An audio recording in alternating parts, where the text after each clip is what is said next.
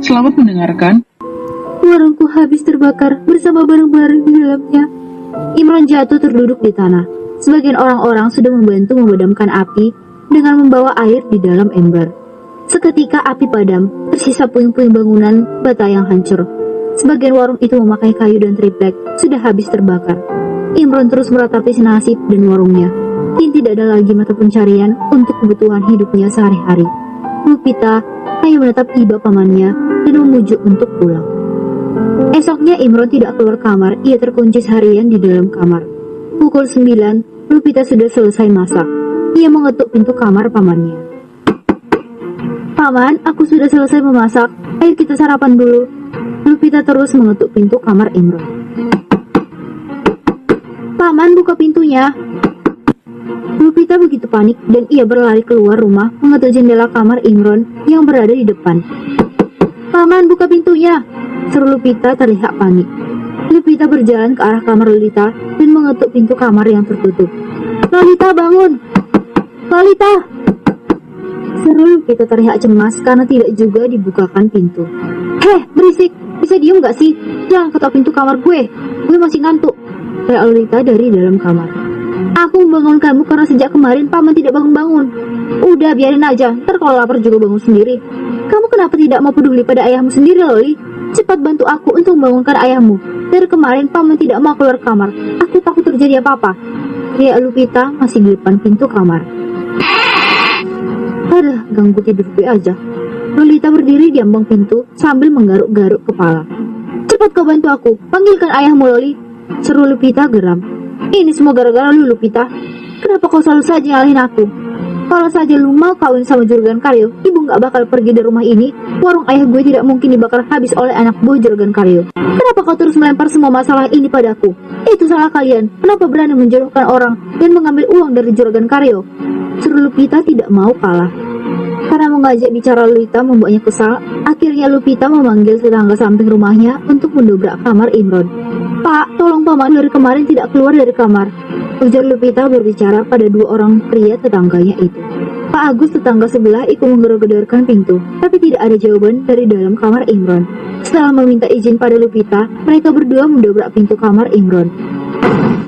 Lupita dan kedua orang tetangganya sangat terkejut melihat Imron sudah terkapar jatuh ke lantai. "Paman!" teriak Lupita. "Pak, tolong diangkat ke atas ranjang."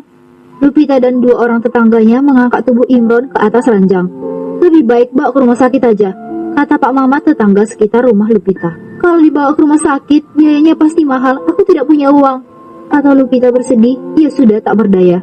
"Apalagi aku baru saja diberhentikan dari pekerjaanku." Mata Lupita mulai berkaca-kaca. "Lupi, yang sabar ya. Emang istrinya Pak Imron kemana?" tanya Bu Ani yang ikut berkumpul di rumah Lupita. "Sedang pulang kampung, Bu. Lebih baik kita bawa ke puskesmas saja. Kadang di rumah sakit prosesnya sulit dan harus bayar dulu," kata Pak Agus. Akhirnya mereka sepakat membawa Imron ke puskesmas dibantu tetangga.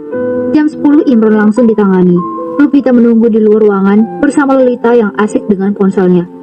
"Kau malah sibuk main ponsel. Memang kau tidak punya hati, Loli. Lihat ayahmu sedang sakit, tapi tidak ada rasa pedulimu," sindir Lupita kesal. "Kau usah usil dengan urusan orang lain," natap sinis pada Lupita. Lupita masuk ke dalam ruangan setelah suster memanggil nama keluarga Pak Imron. "Bagaimana keadaan paman saya, Dok?" tanya Lupita setelah duduk di depan dokter. "Pak Imron mengalami stroke." Lupita tercengang tak percaya kalau pamannya mengalami stroke. "Apa yang mengakibatkan paman saya stroke, Dok?" Banyaknya beban pikiran dan tekanan yang membuatnya stres. Pak Imron juga punya darah tinggi. "Kami sudah berusaha menangani tapi kondisinya sudah parah. Ini beri resep, beli obatnya di apotik. Kalau di sini, stok obat stroke sedang terbatas." "Terima kasih, Dok." Kini, hari-hari Lupita mengurus pamannya yang sakit stroke. Ia sudah tidak bekerja lagi, sedangkan sisa uang di tabungan tinggal 1.300.000. Semua pengeluaran kebutuhan sehari-hari dan obat pamannya Lupita yang menanggung. "Aku harus mencari pekerjaan lagi. Sekarang warung paman sudah tidak ada. Aku sudah tidak punya penghasilan lagi," batin Lupita sedih. "Loli, kapan disurti pulang? Kasihan paman sedang sakit stroke," tanya Lupita setelah menyuapin pamannya makan. Sebab Imron sudah tidak bisa apa-apa sama sekali. Bicara pun sangat sulit. Tapi sedikit-sedikit Lupita mengerti ucapan pamannya yang sering mengucapkan terima kasih padanya dengan tetesan air mata. "Ibu gak bisa dihubungi ponselnya. Kau nggak usah cerewet, nanti ibu juga balik bawa uang. Puas. Lupita hanya geleng-geleng kepala melihat kelakuan Lolita yang tidak pernah peduli dengan keadaan ayahnya. Suatu saat kau akan menyesal, Lupi, sindir Lupita dan berjalan pergi. Pagi itu Lupita bersiap untuk pergi setelah memberi sarapan untuk pamannya. Loli, kau jaga paman ya, aku mau cari pekerjaan. Aku sudah masak, nanti siang kau beri paman makan.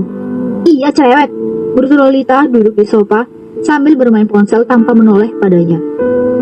Seharian Lupita mencari pekerjaan, keluar masuk kantor dengan membawa ijazah diploma yang ia miliki.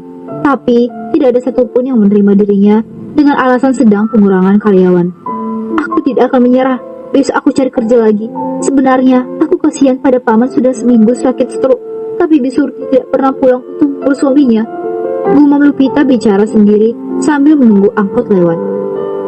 15 menit menunggu, akhirnya angkot lewat juga. Ia naik angkot dan duduk di pojokan. Tiba-tiba hati Lupita merasa was-was dan tak enak hati. Ia turun di depan gang setelah membayar supir angkot. Saat berjalan ke rumahnya, Lupita kaget. Begitu banyak orang berkerumunan di rumahnya.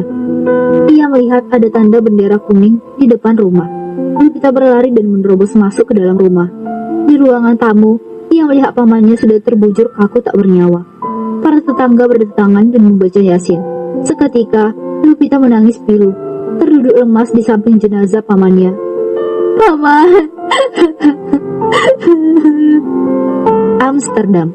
Pagi itu Harlan sudah menghadiri acara peresmian gedung perkantoran bank bersama Margaret. Acara sambutan dari Harlan sebagai pemilik bank berjalan sukses. Saat sedang berbincang dengan para investor, William berjalan mendekat dan berbisik pada Harlan. Tuan, bisa bicara sebentar? Harlan mengangguk pelan dan berpamitan pada para tamu. Harlan mengikuti langkah William menjauh dari acara itu. Ada apa, Will? Saya baru dapat info hari ini. Saya menanyakan Nona Lupita seperti yang Tuan minta. Bagaimana keadaannya? Aman saja, bukan? Lupita sudah tidak bekerja lagi di kantor Vandeles. Apa? Harlan terkejut, alisnya terangkat karena bingung. Apa maksudmu tidak bekerja lagi? Sudah seminggu yang lalu, Lupita dipecat oleh Direktur Utama Tuan Andreas karena ia telah mencuri desain milik Pak Yono. Tidak mungkin, Lupita bukan orang seperti itu. Aku tahu sendiri sifat dan kepribadiannya. Ia memiliki ide brilian dan pembuatan desainnya beda dari yang lain. Lupita mempunyai karakter dalam mendesain yang tidak dimiliki banyak orang lain. Aku percaya Lupita bukan pencuri. Terlihat Harlan sangat geram dengan rahang mengeras. Will, saya Tuan. Sore ini kita berangkat ke Jakarta. Urusanku sudah selesai di sini. Siap, Tuan. Setelah berpamitan dengan Alfonso, William dan Harlan meninggalkan tempat itu. Mereka didampingi bodyguard Alfonso. 1 jam kemudian, mobil berhenti di depan Schiphol Airport Amsterdam. Harlan menggunakan pesawat jet pribadi. Penerbangan harus melewati bandara Amsterdam karena belum memiliki lapangan penerbangan sendiri. Sebelum masuk ke dalam ruangan pemeriksaan, Harlan menerima panggilan telepon dari kerabat. Georgi, kau akan pergi dari negara ini? Tiba-tiba, sebuah tangan memeluk pinggangnya dari belakang. Harlan terperanjat kaget. Ia menoleh ke samping, terlihat Margaret sedang bersandar di punggungnya. Harlan memutuskan telepon dan melepas kasar tangan Margaret dari depan. Melihat sorot mata tajam Harlan, William mengambil tindakan dengan memarahi Margaret. Nona Meta, apa Anda tidak punya malu? Ini adalah di bandara, bentak William. Sejak kapan di bandara dilarang berpelukan? Hei, ini negara bebas. Menunjuk wajah William. Kau jangan ikut campur. Kau hanya seorang pembantu. Berani kau bentak aku anak seorang pejabat? Margaret, berbicaralah dengan sopan. Jangan pernah merendahkan asistenku. Seru Harlan bicara dengan ekspresi dingin. Tapi Georgi, apa salah aku peluk dirimu? Itu rasa rinduku yang mendalam karena kau akan pergi lagi dari negara ini. Tuan, sudah waktunya kita berangkat. Harlan mengangguk dan langsung melangkah pergi. Tunggu!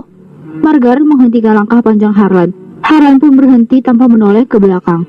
Georgi, kapan kau akan kembali lagi? Kau masih ada urusan di sini. Bisnis kita baru saja dimulai. Maaf Margaret, aku tidak bisa pastikan kapan akan kembali. Kau bisa langsung berhubungan dengan pamanku. Setelah berbicara, Harlan langsung melangkah pergi meninggalkan Margaret begitu saja tanpa peduli dengan kekesalannya. Kau pergi begitu saja, Georgi, menghentak kakinya ke lantai. Aku tidak akan menyerah untuk meluluhkan hatimu, Geo. Nantikan kedatanganku ke Indonesia. Pesawat sudah lepas landas menuju Indonesia. Setelah jenazah Imron dikebumikan pada pagi hari, malamnya di rumah Lupita diadakan tahlilan. Begitu banyak tetangga yang datang dan simpati memberikan kue. Tahlilan akan diadakan selama 7 hari berturut-turut. Surti sudah datang bersama adik kandung yang bernama Asmat.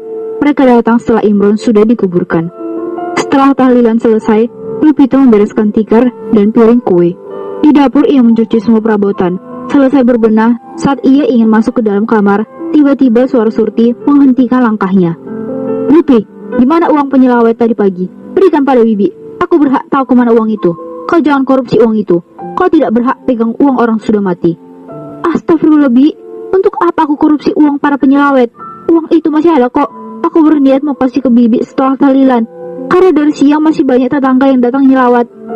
Tidak usah alasan. Pasti kalau nggak ada Bibi, kau kan yang akan mengambil uang itu. Terserah apa kata Bibi. Aku tidak berniat ambil uang itu 1 sen pun. Lupita hanya heran. Belum 1 hari pamannya dikubur, bahkan tanah merahnya saja masih basah, tapi bibinya sudah ributkan soal uang para pelayat. Cepat kesinikan uangnya, minta Surti tak sabaran. Lupita hanya diam dan geleng-geleng kepala. Ia tidak ingin berdebat lagi dengan bibinya yang tak tahu diri. Lupita masuk ke dalam kamar.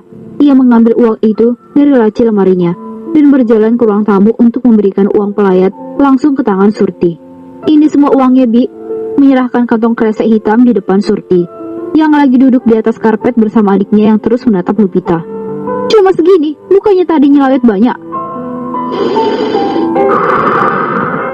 Lupita menghela nafas dalam-dalam dan dihembuskannya perlahan, menahan kekesalan pada bibinya. Bi, belum 1 hari paman dikuburkan, tapi Bibi terus ributkan uang pelayat. Aku hanya simpan uang ini yang berada di baskom, dan selebihnya Bibi tanya pada anak Bibi Lolita. Dia juga tadi menyimpan uang pelayat. Diam lu, bocot aja lu ya biasanya. Lempar batu sembunyi tangan, teriak Lolita yang tak terima.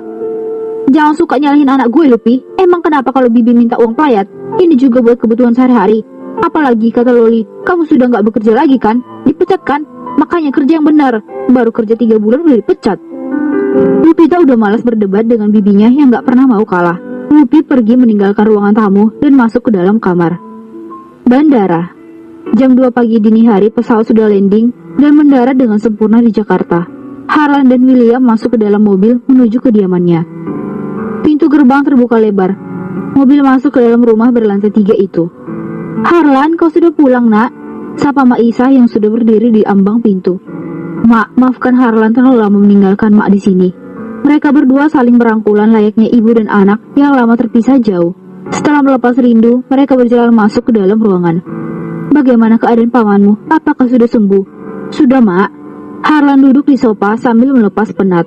Pelayan datang membawakan 2 cangkir kopi panas untuk Harlan dan William. Mak sangat khawatir, takut kau pulang lama. Masalahnya Mak takut perusahaanmu terbengkalai di sini. Harlan tersenyum dan meraih tangan Mak Isa.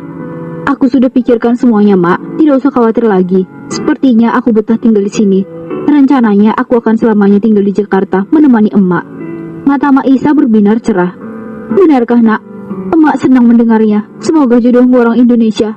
Ujar Mak Isa mengusap lembut kepala anak angkatnya.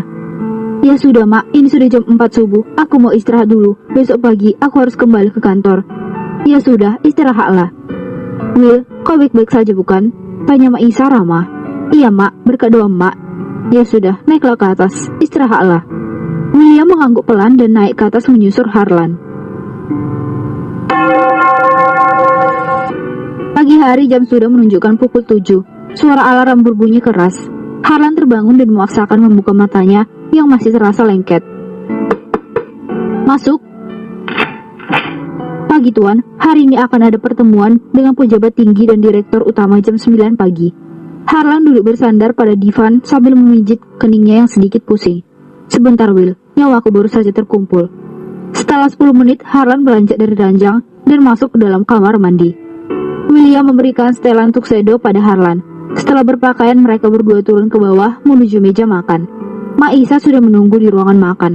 Setelah sarapan bersama, Harlan masuk ke dalam mobil diikuti William. Mobil pergi menuju kantor. Mobil sudah masuk ke dalam gedung perkantoran Vandeles dan berhenti di depan lobi. Seorang sapa membuka pintu mobil untuk Harlan. Pria tampan dengan ekspresi dingin itu mengadahkan kepalanya ke atas, menatap gedung bertingkat yang menjulang tinggi miliknya.